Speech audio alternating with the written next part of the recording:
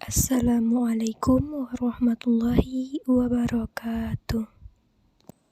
Perkenalkan, nama saya Resti Anggreni dengan NIM 25293 dari kelas PTIK 5C dengan mata kuliah e-Bisnis.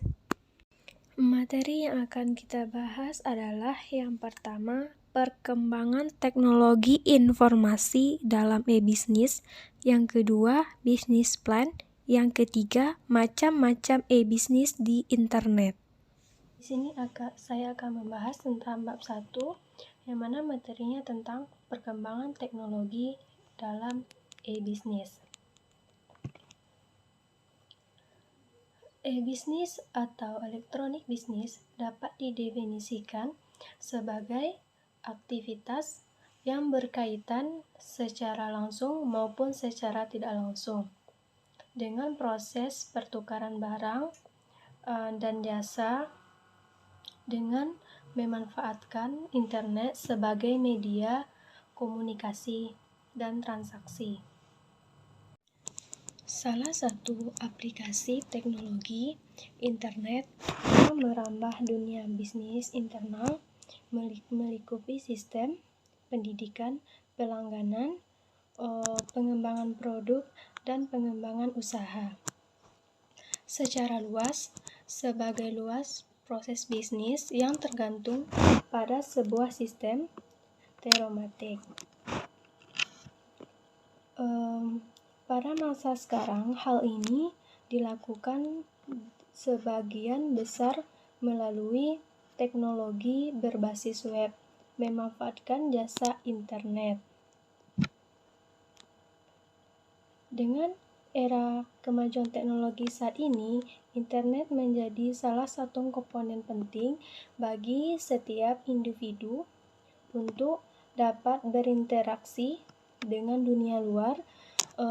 Kemudahan yang ditawarkan mampu menjadikan suatu tren bagi masyarakat modern yang semakin sibuk dengan modern urban lifestyle. Para pelaku bisnis saat ini mulai menggunakan jasa internet sebagai salah satu pendorong terciptanya suatu proses bisnis yang limitless. E-bisnis harus bisa melakukan dua hal.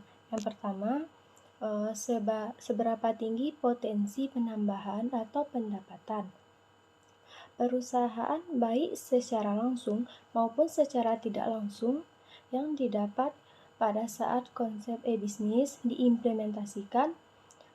Yang kedua, seberapa tinggi potensi pengurangan kos atau biaya yang dapat dilakukan baik secara langsung maupun secara tidak langsung yang didapat pada saat konsep e-bisnis diterapkan.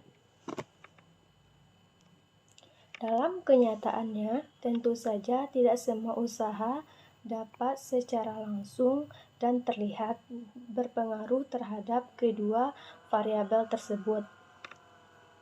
Karena banyak dari manfaat atau value dari e-bisnis yang bersifat intangible dan kuantitabel.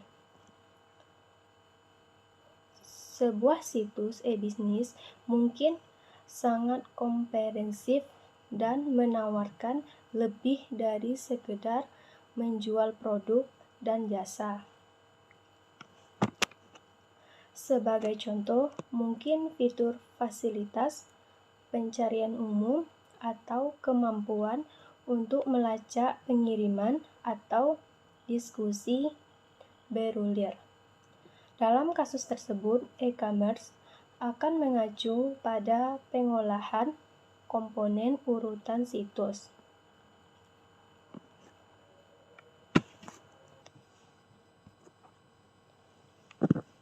Komponen e-bisnis yang pertama, intelligent business. Intelligent business ini mengacu pada aktivitas yang mengumpulkan, menyimpan, mengakses, dan menganalisis informasi tentang pasar atau kompetensi untuk membantu pembuatan keputusan perusahaan. Ketika dikerjakan secara online, aktivitas ini lebih efisien dan cepat dalam membantu perusahaan mengidentifikasi tren yang menarik dan memuat keputusan yang lebih baik. Yang kedua yaitu manajemen hubungan pelanggan. Komponen ini berupa pendekatan layanan pelanggan yang terfokus pada upaya membangun hubungan jangka panjang dan berkelanjutan dengan pelanggan yang menambah nilai bagi konsumen dan perusahaan. Tujuannya yaitu untuk mengurangi biaya dan meningkatkan profitabilitas dan sembari memberikan kepuasan bagi setiap pelanggannya. Yang ketiga yaitu manajemen rantai pasokan. Rantai pasokan telah merupakan jaringan vendor atau pemasok yang menyediakan komponen yang dibutuhkan untuk menjelaskan jasa, barang atau jasa. Yang keempat yaitu perencanaan sumber daya perusahaan. Komponen ini berupa integrasi semua departemen dan fungsi dari semua perusahaan seperti penjualan, pemasaran, pemasokan, sumber daya manusia, keuangan, akuntansi, dan produksi ke dalam sistem komputer yang dapat memenuhi kebutuhan tiap departemen secara spesifik. Selanjutnya yaitu e-commerce. E-commerce terpacu pada aktivitas pemasaran, penjualan, dan pembelian barang dan jasa secara online. Aktivitas perdagangan elektronik ini menghasilkan pendapatan usaha. Transaksi elektronik di lingkup internal perusahaan. Transaksi elektronik ini dalam perusahaan dapat dilakukan lewat internet, yakni menggunakan jaringan privat yang digunakan untuk berbagai informasi, pemrosesan, dan komunikasi dalam suatu bisnis. Kolaborasi.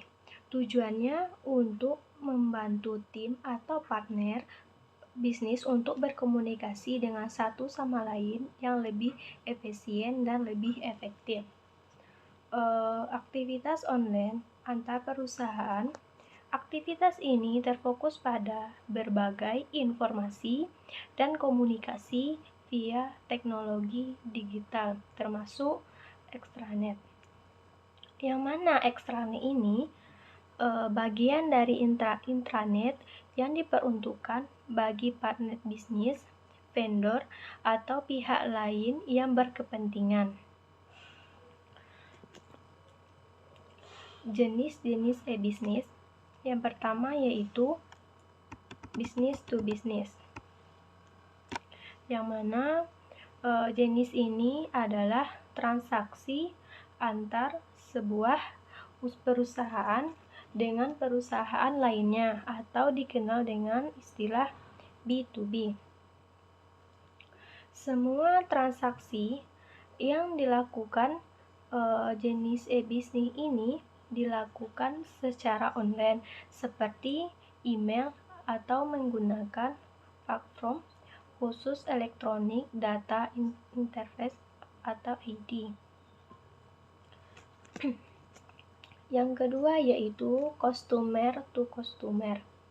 Maksudnya ini adalah transaksi antar seseorang konsumen dengan konsumen lainnya.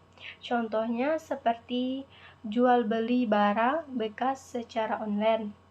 Di platform jual beli, seseorang konsumen yang telah membeli barang kemudian ingin menjual kembali kepada orang lain. Yang ketiga yaitu business to customer, dikenal dengan B2C. Bisnis ini merupakan jenis yang paling umum dilakukan, yaitu transaksi elektronik antara perusahaan atau bisnis yang menawarkan produk atau jasa kepada konsumen. Yang keempat yaitu customer business. Jenis e-bisnis yang satu ini adalah kebalikan dari sebelumnya.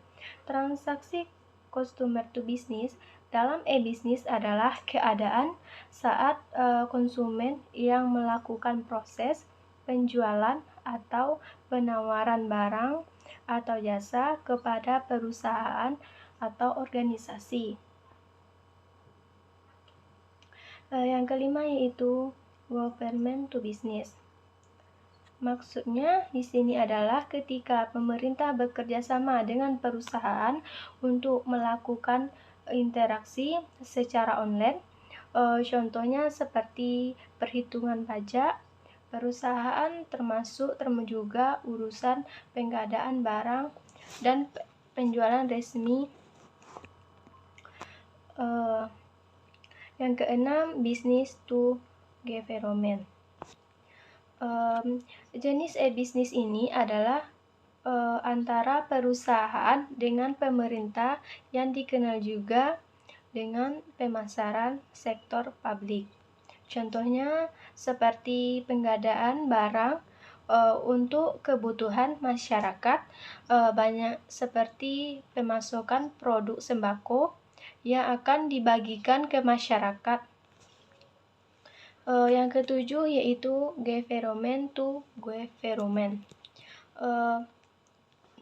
Adalah antar pemerintah. Tujuan dari e-bisnis ini adalah untuk diplomasi juga untuk kepentingan masyarakat, bisnis, dan perindustrian, contohnya peraturan pajak, ekspor impor, dan lain sebagainya. Tujuan utama e-bisnis adalah untuk mendukung efisiensi serta integritas pengelolaan data, sumber daya manusia, keuangan, supply chain management atau logistik manajemen. Manfaat dari e-bisnis. Yang pertama, memperluas pasar. Dengan e-bisnis, perusahaan atau pembisnis dapat memperluas pasarnya sehingga dapat memasuki pasar nasional maupun pasar internasional, sehingga pembisnis dapat mendapatkan banyak pelanggan. Yang kedua, menekan biaya telekomunikasi dan waktu transaksi serta penerimaan produk. Yang ketiga, konsumen dapat melihat barang, spesifikasi, dan informasi lainnya melalui internet sehingga tidak repot-repot harus pergi penjual dan toko secara langsung. Yang keempat, meningkatkan citra yang baik di mata para konsumen. Tentunya pelayanan yang baik juga. Sebab dengan media internet, informasi dapat dengan cepat bersebar dan masih banyak lain keuntungannya. Kelebihan dari e-bisnis, yang pertama, akses yang mudah. Yang kedua, lebih tepat sasaran, menghemat waktu. Yang keempat, tidak membutuhkan modal yang terlalu besar.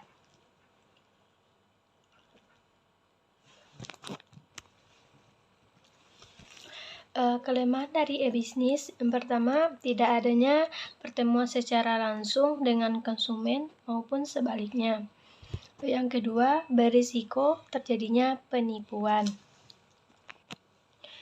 E-bisnis tidak hanya merujuk pada perusahaan baru yang terlahir di era booming internet. Ada pula perusahaan lama yang sedang menjalani transformasi digital dalam upaya untuk senantiasa relevan dengan perubahan zaman. Perusahaan yang menerapkan konsep e-bisnis memiliki model bisnis dan kemampuan berbisnis teknologi informasi dan digital sebagai kompetensi yang utama. Contoh dari e-bisnis yang pertama Amazon Marketplace dan perantai online terbesar di dunia yang berhasil mendistribusikan industri yang telah mapan termasuk supermarket dan penerbitan. Yang kedua, Tokopedia, Bukalapak, Shopee, Blibli, Lazada, dan marketplace lainnya yang menjadi tempat pertemuannya pembeli dan penjual secara online. Yang ketiga, Gojek dan Grab. Di mana perusahaan ini yang awalnya menawarkan layanan transportasi online hingga memperluas layanannya antara lain pengantaran barang, pesan antar makanan, dan dompet elektronik. Yang keempat, Traveloka, tiket, Pegi, dan penyedia layanan tiket transformasi serta pemesanan rekomendasi lainnya lewat aplikasi. Yang kelima, Blibli, Bareksa, Tokbit, dan aplikasi saham lainnya yang memudahkan investor dan pedagang saham untuk berinteraksi dan berinvestasi melalui via online. Pembahasan yang kedua yaitu business plan.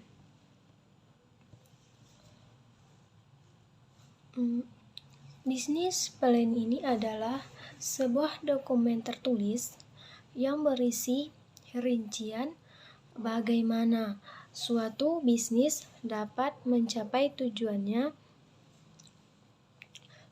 Dalam rencana tersebut dijabarkan berbagai hal seputar bisnis yang akan dijalankan seperti sudut pandang pemasaran, keuangan, hingga operasional. Dalam sebuah bisnis plan biasanya berisi strategi pemasaran dan penjualan bisnis secara detail, income dan outcome. Dari bisnis tersebut, kondisi keuangan dan informasi lainnya.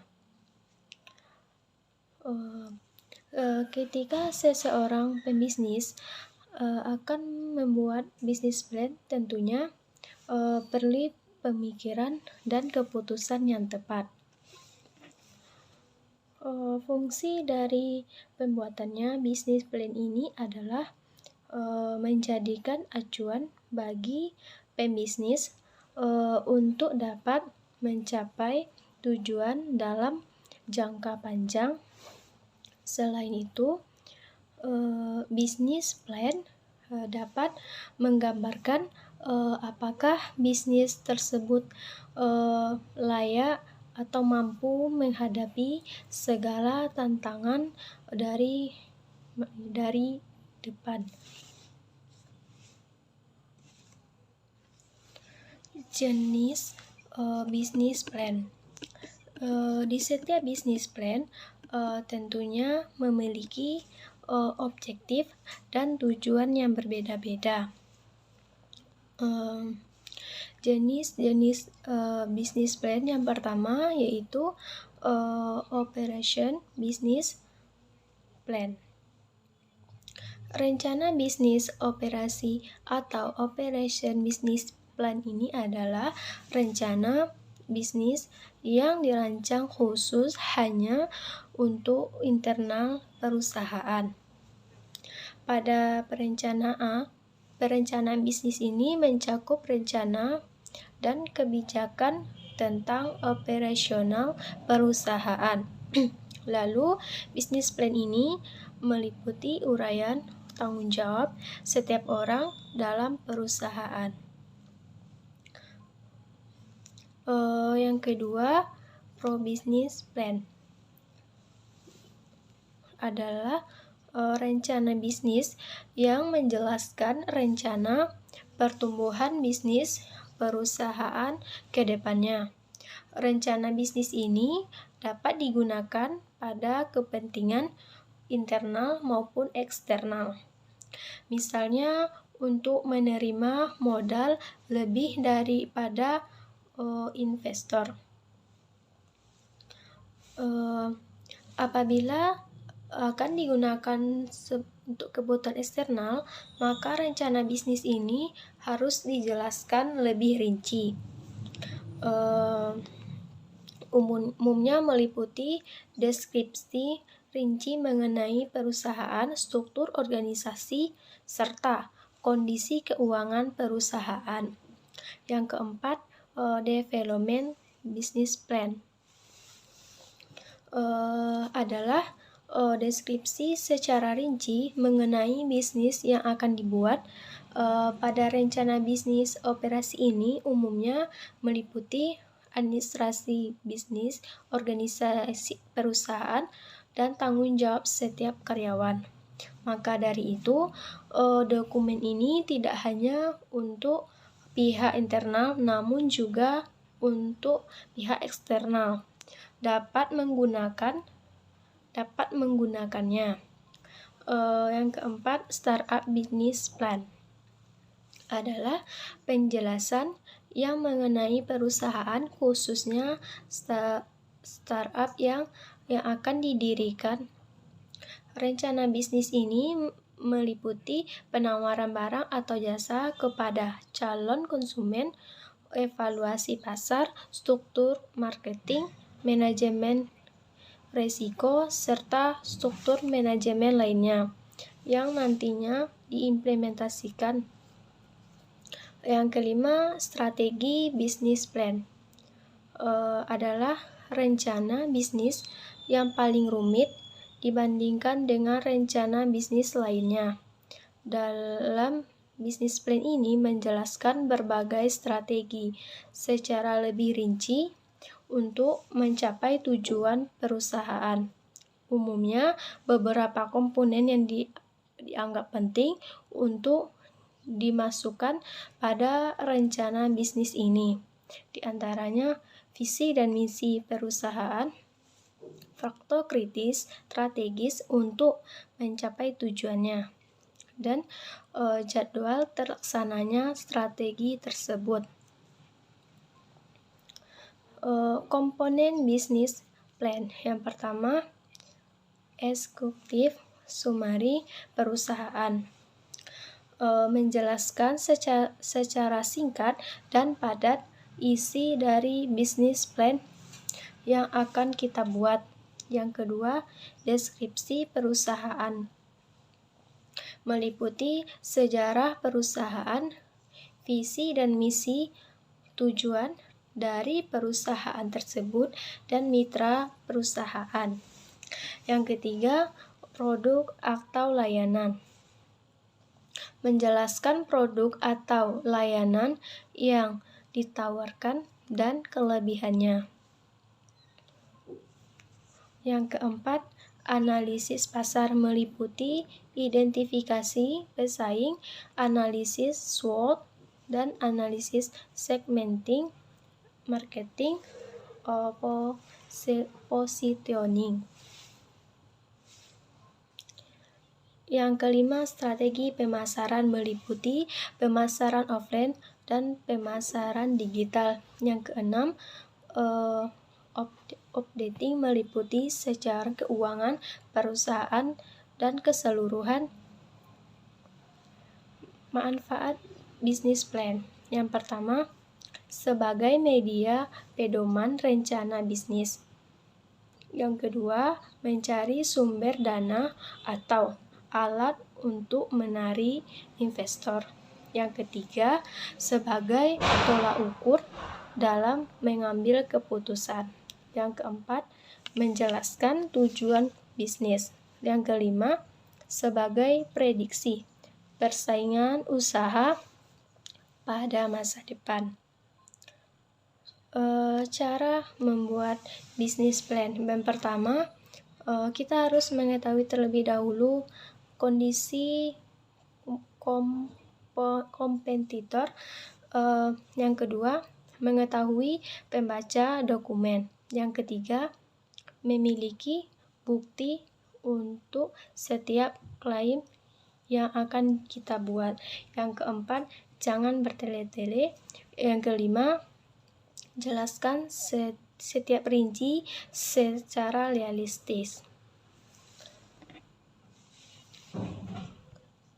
Komponen penting dalam e-business plan. Yang pertama, deskripsi atau latar belakang usaha. Yang kedua, strategi pemasaran. Yang ketiga, riset pasar. Yang keempat, rencana desain dan pengembangan. Yang kelima, rencana operasional dan manajemen. Yang keenam, estimasi biaya. Tujuan bisnis plan yang pertama, membantu kita agar tetap fokus pada tujuan yang telah disepakati di awal ketika ingin melakukan sebuah usaha. Kedua, membantu kita memunculkan ide-ide baru yang berakar dari rencana-rencana yang telah diterapkan. Sebagai alat komunikasi, menjalin kerjasama dengan pihak lain seperti supplier atau pemasok, konsumen, hingga investor. Mempermudah dalam menjalankan bisnis dengan melihat langkah-langkah praktis dalam hal menghadapi kompetitor, membuat promosi, dan sebagainya, sehingga bisnis akan lebih efektif untuk menghasilkan laba. Mempermudah pengawasan jalannya operasional, menjadi bahan penyusunan strategi serta evaluasi bisnis. Materi selanjutnya yaitu macam-macam e-bisnis di internet. Gambaran tentang bisnis hosting dan web hosting. Kesempatan menyebarkan informasi tentang jasa, produk, layanan publik, dan informasi atau berita aktual lainnya merupakan salah satu tolak ukur keberhasilan bisnis perorangan atau perusahaan. Website yang digunakan untuk menyebarluaskan informasi tentang produk barang dan jasa perusahaan dengan efektif dan mampu menjangkau bangsa pasar ke seluruh dunia. Agar website dapat diakses ke seluruh dunia, maka kita memerlukan sebuah server yang terhubung dengan internet selama 24 jam. Hosting atau web hosting adalah salah satu bentuk layanan jasa penyewaan tempat di internet yang memungkinkan seseorang atau perusahaan menyimpan file-file web di dalamnya, sehingga seseorang tersebut atau perusahaan tersebut dapat menampilkan layanan data atau produknya di halaman web atau web situs internet tersebut. Perusahaan web hosting ini merupakan ruang server sebagai tempat penyimpanan data-data situs internet pada media penyimpanan data berupa hard disk komputer server dengan kapasitas yang sangat besar sehingga dapat disewakan kepada beberapa pemilik sekaligus. Keahlian yang dibutuhkan bisnis hosting dan web hosting. Beberapa level bisnis hosting. Yang pertama, web design. Yang pertama yaitu web design ini adalah jasa pembuatan website mulai dari mendesain sampai dengan mempublikasikan ke dalam hosting agar dapat diakses ke seluruh dunia lewat internet. Yang kedua, reseller hosting. Sebagai reseller hosting yang menjual paket share hosting. Yang ketiga, VPS atau Virtual Private System. Pada level ini kita dapat mengelola server dan bisnis hosting secara lebih leluasa karena kita memiliki tanggung jawab pengelolaan sekitar 75%, sedangkan 25% lainnya menjadi tanggung jawab pengelola server. Yang keempat, dedication. Dalam tingkat bisnis ini, kita memiliki tanggung jawab pengelolaan sekitar 98%, sedangkan 2% lainnya memiliki data content. Biasanya digunakan untuk reboot manual dan mengident jika terjadi kerusakan. Bisnis Living System atau website flipping adalah sebuah teknik di mana kita memilih sebuah domain atau situs dan kita menjualnya kembali. Di tipe website yang cocok flipping web ini adalah yang pertama, list website atau konteks.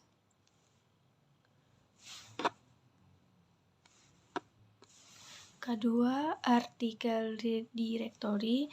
Yang ketiga, web forum. Yang keempat, membership site. Yang kelima, information. Business directory adalah perdagangan mata uang kedua negara yang nilainya berbeda dari waktu ke waktu. Mata uang yang biasanya diperdagangkan dalam forex adalah mata uang negara-negara maju seperti dolar Amerika dan lain sebagainya. Semua mata uang itu lazimnya dipertukarkan atau diperdagangkan secara berpasang-pasangan atau disebut pair.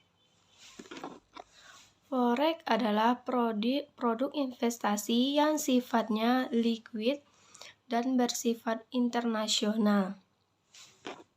Bisnis pay to lead atau disingkat menjadi PPC. Bisnis pay to lead bisa disingkat menjadi PPC. Syarat kerja dari bisnis ini sangatlah tergolong mudah, yakni kita hanya diminta untuk menempatkan iklan-iklan yang disediakan oleh admin di website atau blog. Kita akan dibayar per iklan-iklan tersebut. Program PBC ini gratis. Kita sama sekali tidak dipungut biaya apapun. Sistem PPC ini pertama adalah Google AdWords, yang kedua Yahoo, yang ketiga MS Center, Business Page to Review adalah sebuah program bisnis online yang memberikan komisi kepada membernya untuk setiap review produk yang dibuat dan dipublish di blognya. Review yang ditulis bisa berupa berbahasa Inggris atau berbahasa Indonesia.